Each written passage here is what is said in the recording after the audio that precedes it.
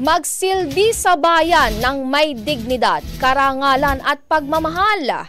Ito ay panawagan ni Pangulong Bongbong Marcos sa Philippine Military Academy, Siklab Laya Class of 2025, kasabay ng pagkilala nito sa mga nagsipagtapos sa kanyang speech sa commencement exercises sa Fort Gregorio del Pilar sa Baguio City.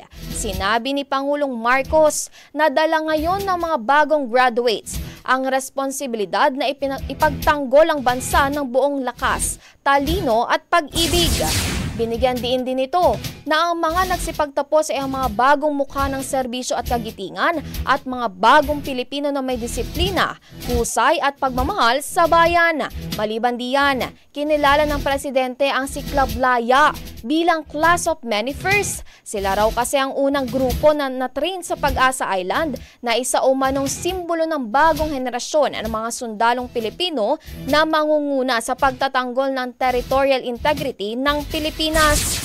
Samantala, umaasa naman si Pangulong Marcos na mas marami pang kababaihan ang sasama sa Armed Forces. Anya, ang mga kababaihang kadete ng PMA ay patunay na ang tapang, talino at galing ay hindi nakaayon sa kasarian. Ang bahaging ito ay hatid sa atin ng Standout ES4 Capsule. Simulang tuparin ang pangarap ng iyong anak. And starting now!